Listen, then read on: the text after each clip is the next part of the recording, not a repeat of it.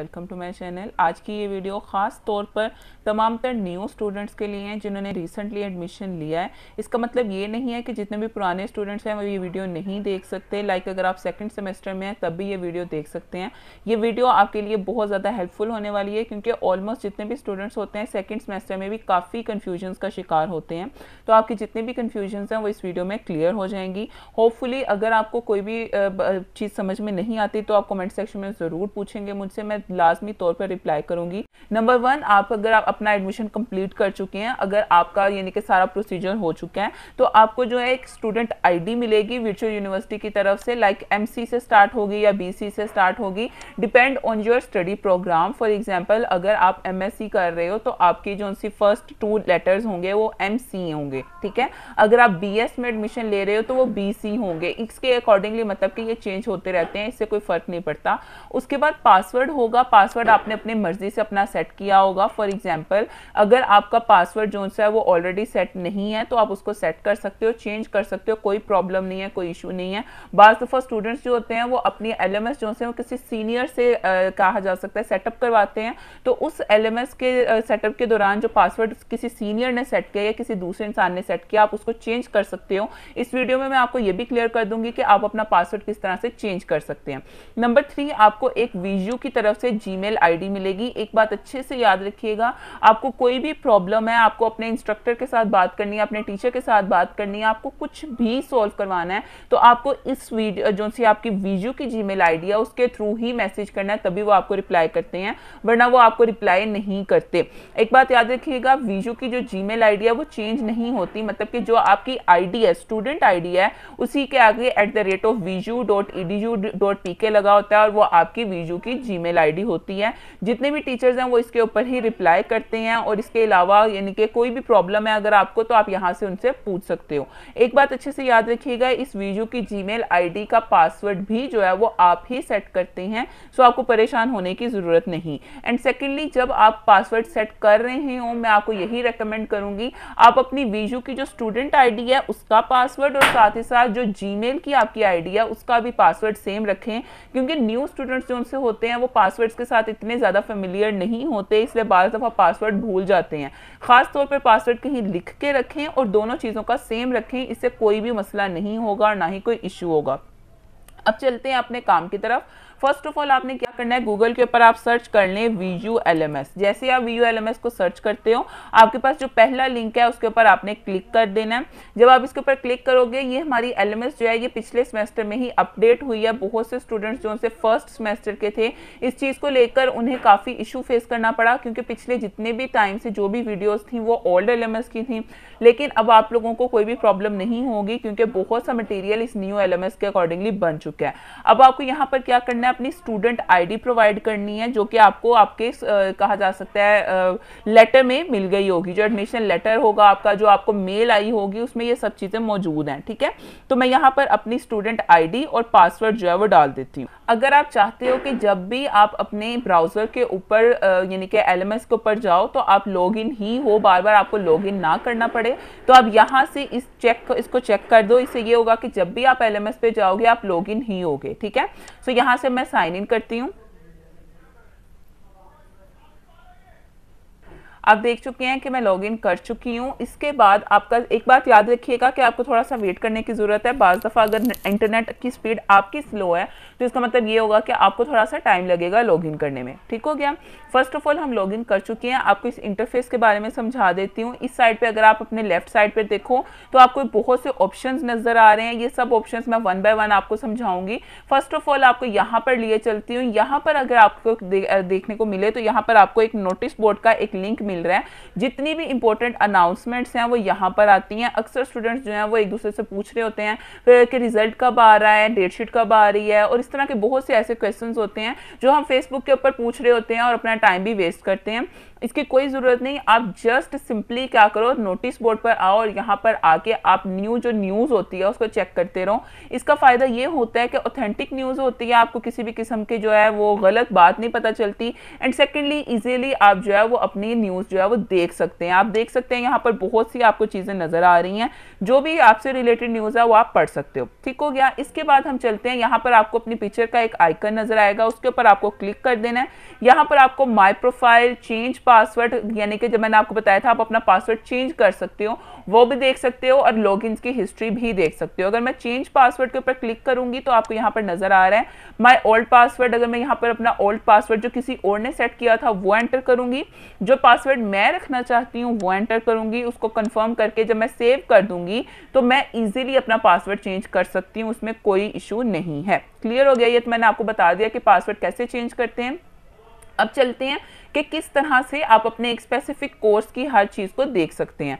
For example आपके सामने ये पहला सब्जेक्ट नज़र आ रहा है CS 502। जब मैं इसके ऊपर क्लिक करूंगी तो मुझे इसके जितने भी लेक्चर्स हैं वो यहाँ पर नज़र आ जाएंगे। ये आप देख सकते हो, ये 45 टोटल लेक्चर्स हैं। एक बात अच्छे से याद रखिएगा, हर लेक्चर जो है वो ऑलमोस्ट 45 से 50 मिनट्स का होता है। कुछ स्टूडेंट्स कहते हैं बहुत लॉन्ग है, हम किस तरह से पढ़ेंगे। आप वर्चुअल यूनिवर्सिटी में इजिली पढ़ कैसे सकते हो, अगर आप ये जानना चाहते हो कॉमेंट सेक्शन में ज़रूर बताइएगा, मैं लाजमी तौर पर उस पर भी एक वीडियो बनाऊंगी।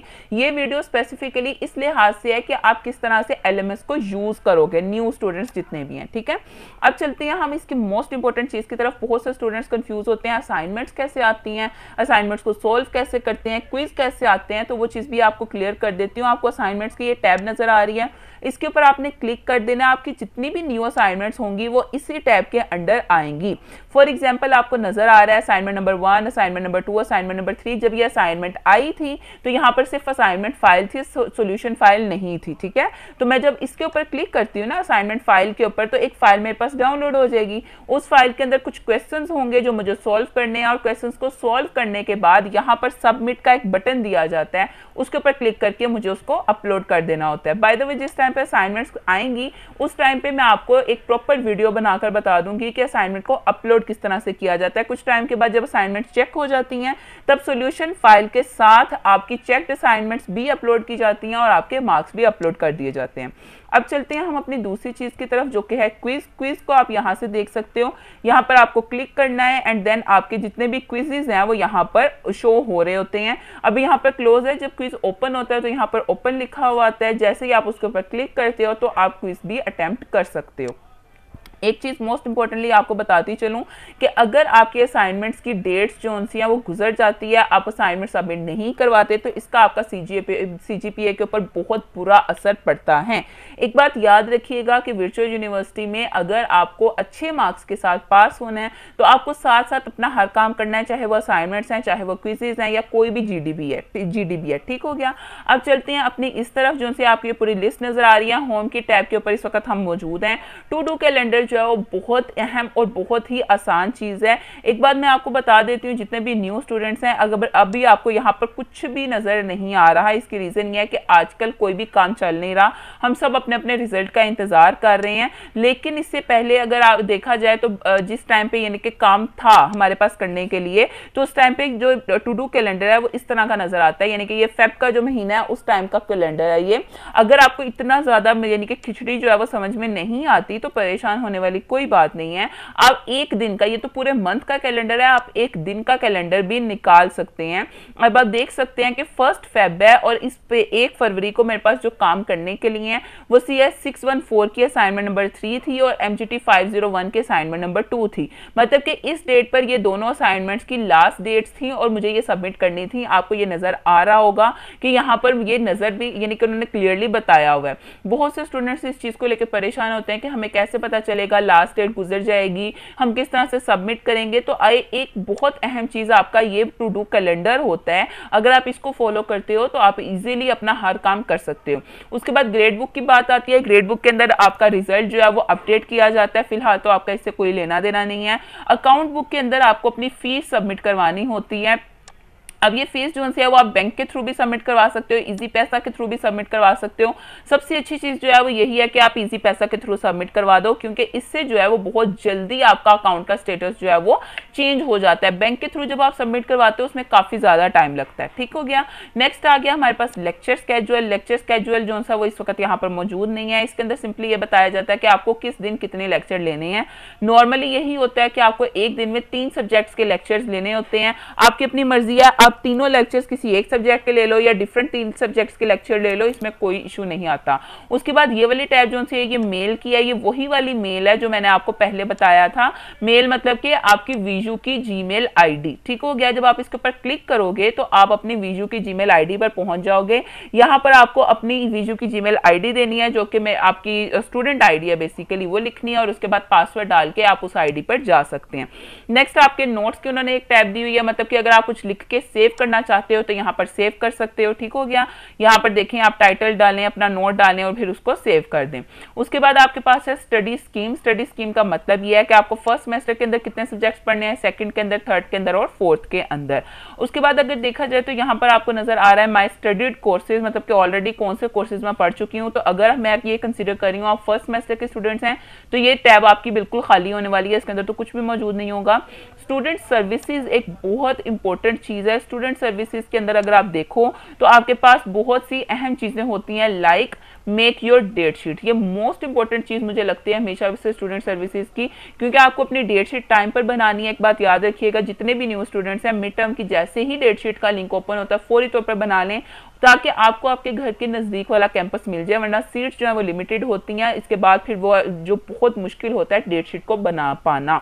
इसके अलावा इसके अंदर जो न्यू स्टूडेंट्स हैं उनके लिए कुछ खास चीज नहीं है सीखने वाली। जैसे जैसे आप आगे बढ़ते जाओगे तो इस टैब के अंदर जितनी भी चीजें आपको आहिस्ता आहिस्ता समझ आती जाएंगी, ठीक हो गया। फर्स्ट सेमेस्टर के स्टूडेंट्स हैं, जो न्यू स्टूडेंट्स हैं, वो इस चीज को लेकर परेशान मत हों, क्योंकि जितने भी न्यू स्टूडेंट्स होते हैं उनकी कोर्स सिलेक्शन जो है वो यूनिवर्सिटी की तरफ से ऑलरेडी हुई होती है।